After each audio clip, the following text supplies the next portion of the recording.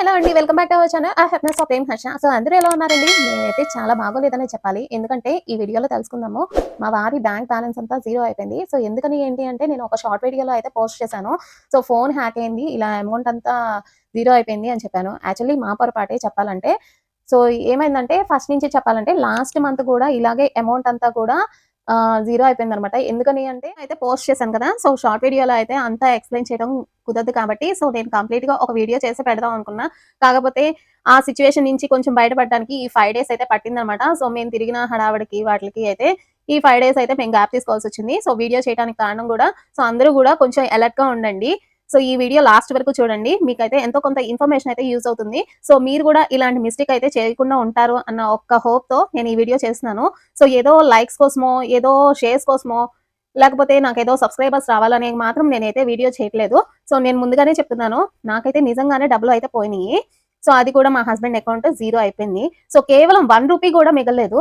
So total amount అయితే zero అయిపోయింది. So అది ఎలా జరిగింది, ఏంటి అనేది ఈ వీడియోలో క్లియర్‌గా చెప్తాను. ఏంటంటే 1 మంత్ నుంచి అయితే స్పామ్ కాల్స్ అయితే బాగా వస్తున్నాయి మా వారికైతే.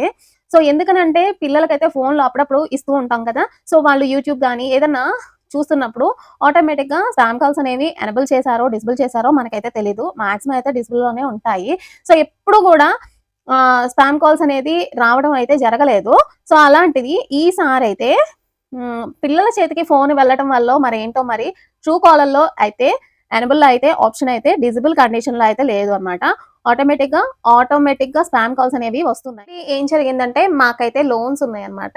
సో ఎవ్రీ మంత్ కూడా మా వారికి సాలరీ రాగానే లోన్ అనేది హోల్డ్ పడిపోతుంది. సో హోల్డ్ పడంగానే రిమైనింగ్ అమౌంట్ అనేది మేము ఖర్చులకైతే యూజ్ చేసుకుంటూ ఉంటాము. అనదర్ లోన్స్ కూడా క్లియర్ చేసుకుంటూ ఉంటాము. లాస్ట్ మంత్ ఏం జరిగిందంటే ఇలాగే జీరో పడిందనమాట. సో జీరో పడంగానే మేము అడిగామన్నమాట. ఇలాగే బ్యాంక్‌కెళ్ళి అడిగామన్నమాట. సో అమౌంట్ అంతా హోల్డ్‌లో పడింది అని చెప్పేసి అడిగారన్నమాట. సో అడిగితే వాళ్ళేమన్నారంటే మీరు లేట్ డ్యూ పేమెంట్స్ చేస్తున్నారు. సో అందుకనే మీకు లోన్ నిమిత్తం, సెకండ్ లోన్ నిమిత్తం మేము ఇలా హోల్డ్‌లో పెట్టాము అని చెప్పేసి అన్నారంట. సో అందుకని అలా ఎలా పెడతారు అనుకున్నారు గానీ, గట్టిగా అడిగారు గానీ ఇంకా కన్విన్స్ చేసేసారు. వాళ్ళు బ్యాంక్ వాళ్ళు కాబట్టి వాళ్ళ చేతుల్లో పని కాబట్టి వాళ్ళు ఏదైనా చేసినా సరిపోతుంది. సరే వాళ్ళేమన్నారంటే సెకండ్ లోన్ ఎప్పుడైతే క్లియర్ అవుతుందో ఇంకో 2, 3 మంత్స్‌లో క్లియర్ అవుతుంది గదా. సో ఆ సెకండ్ లోన్ క్లియర్ అయిపోయినాక మీ అమౌంట్ మీకు హోల్డ్‌లో పెట్టిన అమౌంట్ అనేది మీ చేతిలోకి వస్తుంది అని చెప్పారంట. సరే అని ఓకే అని చెప్పి కన్విన్స్ అయిపోయి కొంచెం రిలాక్స్ అయిపోయారు. అక్కడితో ఆ ఫస్ట్ మంత్ అయితే అయిపోయింది. సో అదే మంత్‌లో మేము క్రెడిట్ కార్డ్ బిల్ అయితే 22,500 అయితే క్లియర్ చేసామన్నమాట. సో అదైతే అప్డేట్ కాలేదు. సో అప్డేట్ కాకపోతే మా వారికైతే డౌట్ వస్తే మా వారు కస్టమర్ కేర్‌కి ఫోన్ చేశారు. సో ఫోన్ చేస్తే వాళ్ళు రిసీవ్ చేసుకోలేదు. సరే రిసీవ్ చేసుకోలేదని చెప్పేసి మళ్ళీ ఏం చేశారు, మళ్ళీ నెక్స్ట్ మినిమం డ్యూ వచ్చిందన్నమాట మొన్న మంత్. సరే మినిమం డ్యూ వచ్చింది. సరే 5,000 పే చేసేద్దాం అని చెప్పి పే చేస్తే సో రిమైనింగ్ ఎంత టోటల్ అమౌంట్ ఎంత ఉందో మనం పే చేసిన అమౌంట్ మైనస్ అవ్వాలి కదా. సో ఆ మైనస్ అవ్వలేదన్నమాట. సో అప్డేట్ కాలేదు. అప్పుడు కూడా డౌట్ వచ్చింది. సరే ఆ విషయం పక్కన పెట్టేసి ఉంచినట్లయితే ఇంకా మొన్న 13th రోజున శాలరీ అయితే క్రెడిట్ అయిందనమాట. సో ఫస్ట్ తారీఖు శాలరీ క్రెడిట్ అవుతుంది కదా. సో శాలరీ క్రెడిట్ అయింది. సో క్రెడిట్ అయిన వెంటనే జీరో అయిపోయింది అనమాట. ఇదేంటి జీరో అయిపోయింది అని చెప్పేసి అర్థం కాలేదు మా వారికి. సో అందుకని నాకు కూడా విషయం చెప్పకుండా ఏటీఎంకి వెళ్ళారు. సో ఏటీఎంకి వెళ్ళి ఒక్కొక్కసారి ఫోన్ పే అనేది వర్క్ అవ్వదు, టెక్నికల్ ఇష్యూ వల్ల అలా ప్రాబ్లం వల్ల అలా చూపిస్తుందేమో జీరో బ్యాలెన్స్ అని చెప్పేసి ఏటీఎం సెంటర్కి వెళ్ళారు. సో ఏటీఎంకి వెళ్ళంగానే అక్కడ ఇన్సఫిషియెంట్ బ్యాలెన్స్ అని చూపించిందంట. సో ఇక మా వారికి ఎవరికి చెప్పుకోవాలో తన బాధను అర్థం కాక నాతో కూడా షేర్ చేసుకోలేదు. అట్లీస్ట్ నెక్స్ట్ డే పోలీ పాడ్యం అనమాట మండే రోజున. సో మండే రోజున పోలీ పాడ్యమి రోజున కూడా అట్లీస్ట్ విషయం కూడా చెప్పలేదు. నేను పూజ అంతా అయిపోయిన తర్వాత పలానా విషయం ఇలా జరిగిందని చెప్పారు. సో ఇలా జరిగిందనగానే నేను అనుకున్నాను లాస్ట్ మంత్ కూడా ఇలాగే హోల్డ్‌లో పెట్టారు కదా, అలాగే బహుశా ఇలాగే పెట్టుండుంటారు. ఒకసారి బ్యాంక్ వెళ్ళి క్లియర్ చేసుకో అని చెప్పేసి అన్నానన్నమాట. సో అనంగానే బ్యాంక్‌కి అయితే వెళ్ళారనమాట. మా వారైతే టెంపుల్‌కి వెళ్ళాము. టెంపుల్ దగ్గర నుంచి మా వారైతే బ్యాంక్ వెళ్ళారు. బ్యాంక్ వెళ్ళంగానే అక్కడ ట్రాన్సాక్షన్స్ అయితే జరిగినాయి అనమాట. ఏం ట్రాన్సాక్షన్స్ జరిగినాయి, మా వారికి తెలియకుండానే ట్రాన్సాక్షన్స్ అయితే జరిగిపోయినాయి. సో అది కూడా ప్రియాంజీ అకౌంట్, ఇంకోటి రూయీస్ అకౌంట్, ఏదో సంథింగ్ అకౌంట్స్ అయితే ఫేక్ అకౌంట్స్ కి అయితే మనీ అయితే ట్రాన్స్ఫర్ అయిపోయింది. టోటల్ అమౌంట్ శాలరీ అంతా క్రెడిట్ అయిపోయింది వాళ్ళకి అకౌంట్ కి. సో ఇక మా వారికి అయితే నేను అసలు ఎటువంటి ఫోన్ పే యూజ్ చేయలేదు, ఎటువంటి ట్రాన్సాక్షన్ జరపలేదు. అసలు శాలరీ వచ్చినట్టే ఉంది. అసలు నేను ఫోనే పట్టుకోలేదు. ఆ రోజల్లా సండే రోజున అంతా కూడా ఫోన్ పట్టుకోలేదు. అసలు నాకు తెలియలేదు ఎవరెవరికి అమౌంట్ వెళ్ళిందో అర్థం కావట్లేదు అని చెప్పేసి తలకే బాదుకుంటే తీరా బ్యాంక్ కూడా అన్నాడంట, మీ క్రెడిట్ కార్డ్ అనేది దాంతో లింకప్ అయి ఉంది. సో క్రెడిట్ కార్డ్ అనేది ఆటో డెబిట్ పెట్టేసుకున్నారు వాళ్ళు అని చెప్పారంట. సో క్రెడిట్ కార్డ్ ఎలా ఆటో డెబిట్ అవుతుంది అని చెప్పేసి డౌట్‌తో ఈయనేమో ఆలోచించారు. సో ఒకసారి అయితే నాకు ఈ వారంలో ఒకసారి ఫోన్ అయితే వచ్చిందనమాట. క్రెడిట్ కార్డు లిమిట్ అనేది మీకు ఇంత ఉంది కదా, సో ఇంత టాప్అప్ చేస్తాము, సో ఇంత లిమిట్ పెంచుతాము అని చెప్పేసి అన్నారంట. సో ఓటీపీ వస్తుంది అనగానే నేను అన్నాను, ఓటీపీ చెప్పబాకు, ఓటీపీ ఏదైనా ఉంటే బ్యాంక్ వెళ్ళి చెప్పుకుందాం, ఇక్కడ ఎందుకు ఓన్ డిస్కషన్ చేయబాకు అని చెప్పేసి అన్నాను అనమాట. సో వాడేదో లింక్ పంపించాడు. సో లింక్ మీద క్లిక్ చేశారు. సో అంటే మనకి మెసేజెస్ వచ్చినట్టుగా అసలు డిలీట్ అయిపోయినాయి అనమాట. సో 2 days బ్యాక్ అతను ఏవైతే మెసేజెస్ పెట్టారో, సో పలానా నుంచి వచ్చినాయో అవన్నీ డిలీట్ అయిపోయినాయి. ఆల్మోస్ట్ మన కాల్స్ అన్ని కూడా మెసేజెస్ కూడా డైవర్ట్ అయిపోయినాయి. సో ఆల్మోస్ట్ అలా పెట్టేసుకున్నారు వాళ్ళు రిజిస్టర్ అయిపోయి. సో ఏదో లింక్ మీద క్లిక్ చేసాం కదా, సో వెంటనే లాగిన్ అయిపోయాము. ఇంకా వెంటనే బ్యాంక్ బ్యాలెన్స్ అంతా కూడా ఎగిరిపోయింది అంతే. వాడు అలా స్పామ్ చేసేసి వాడు నిజంగా ఎలా అంటే ఈ ఈ నెల మా వారి కష్టం 12 గంటల కష్టం అనమాట. అంటే రోజుకి 12 గంటలు కష్టపడి డ్యూటీలో ఒక్క రోజు కూడా సిక్ లీవ్ కానీ మా వారు ఎటువంటి లీవ్ కూడా తీసుకోకుండా 12 గంటలు కష్టపడిన కష్టాజితానికి ఒక్క రూపాయి కూడా మిగలేదండి. ఒక్క రూపాయి కూడా మిగిలితే ఒట్టనమాట. సో అంత ఎంత బ్యాంక్ వాడైనా, ఎంత హోల్డ్లో పెట్టినా, ఎంత బ్యాలెన్స్ కూడా పాయింట్లో అన్నా 96 32 అలా అన్నా ఉంటుంది, 0.96 అలా ఉంటుంది. ఎంత అమౌంట్ కట్ అయినా కూడా మరీ అంత జీరో బ్యాలెన్స్ అయితే ఉండదు కదా. సో అక్కడే డౌట్ వచ్చిందనమాట.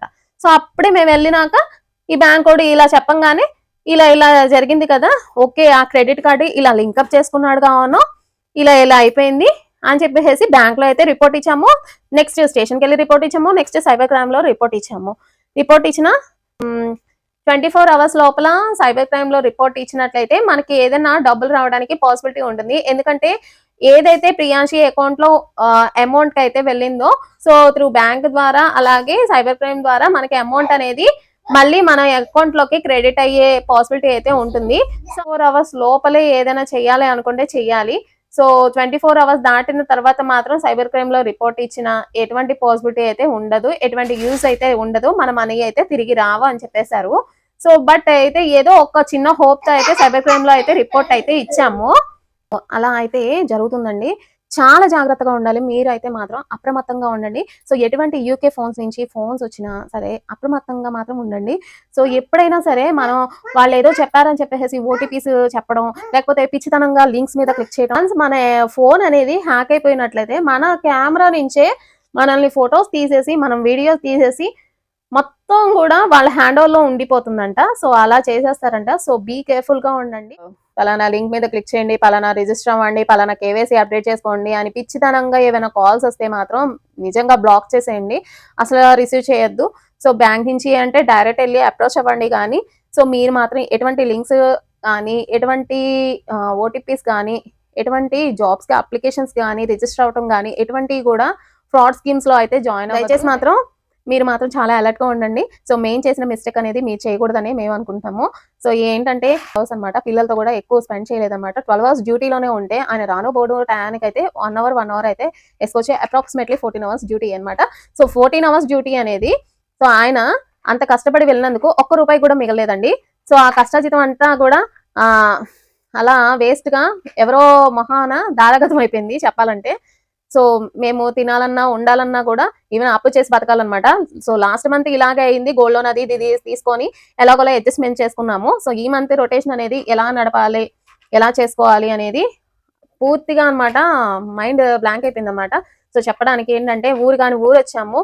సో అందులోనూ ఢిల్లీలో ఉంటున్నాము, అందరికీ దూరంగా ఉంటున్నాము. 2 పిల్లల్ని, అది కూడా 2 పిల్లల్లో ఒక పిల్లోడు హెల్త్ అనేది సరిగ్గా ఉండదు. ఆ పిల్లోడికి ఫిజియోథెరపీ తీసుకువెళ్ళాలి, ఫిజియోథెరపీకి పేమెంట్ చేయాలి. సో ఇవన్నీ హౌస్ రెంట్ పే చేసుకోవాలి, పాల బిల్లు, ఇంట్లో రేషన్ ఇవన్నీ చూసుకోవాలంటే చాలా కష్టమైపోతుంది అనమాట. సో మాలాగా మాత్రం చేసుకోవద్దు దయచేసి. అమెజాన్ కానీ ఫ్లిప్కార్ట్ కానీ షాపింగ్ చేస్తూ ఉంటాము. షాపింగ్ చేసినప్పుడు మనం కార్డ్స్ అనేవి ఎంటర్ చేస్తూ ఉంటాము, సివివి పలానా కార్డ్ నెంబర్ అవన్నీ కూడా ఎంటర్ చేస్తూ ఉంటాము. ఈవెన్ కొన్ని కూపన్స్ అయితే వస్తూ ఉంటాయి. సో వాటి ద్వారా కూడా కొన్ని లింక్స్ అనేవి వస్తూ ఉంటాయి. అందులో కూడా ఫ్రాడ్ లింక్స్ అనేవి కూడా ఉంటాయి. సో వాటి ద్వారా కూడా మీరు మనీ అనేది పోగొట్టుకోవచ్చు. సో వాటితో కూడా చాలా జాగ్రత్తగా ఉండాలి. నెక్స్ట్ ఇంకోటి, ఈ జాబ్ ఆపర్చునిటీస్ వాటికి ఇన్స్టాగ్రామ్ లో ఇలా మనకి బాగా నెంబర్ ఆఫ్ ఫ్రాడ్ జాబ్స్ అయితే ఉన్నాయి అన్నమాట. సో వర్క్ ఫ్రమ్ హోమ్ అని అవని ఇవని అప్లికేషన్ చేసుకోండి, మీరు ఓకే అని కమెంట్ చేయండి, ఇలా ఇలా మెసేజెస్ రిప్లై ఇవ్వడం ఇలాంటివి మాత్రం చేయకండి. వాళ్ళు డైరెక్ట్ గా లింక్ మీద క్లిక్ చేయగానే డైరెక్ట్ గా వాట్సాప్ అయితే చాటింగ్ అయితే ఓపెన్ అయిపోతుంది. సో చాట్ చేసిన తర్వాత వాళ్ళు ఓకే అని రిజిస్టర్ అయిపోయాము అంటే వన్స్ మన మన అమౌంట్ అంతా కూడా వాళ్ళ చేతికి ఇచ్చేసినట్టే.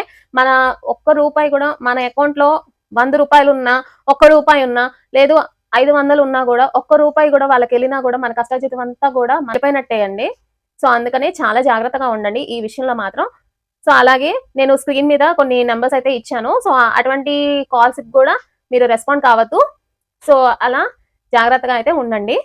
సో ఏంటంటే జస్ట్ ఒక 50-50 ఛాన్సెస్ అయితే మాత్రమే ఉంటాయి. సో కంప్లీట్ గా అమౌంట్ అయితే వస్తుందనే హోప్ అయితే లేదన్నమాట.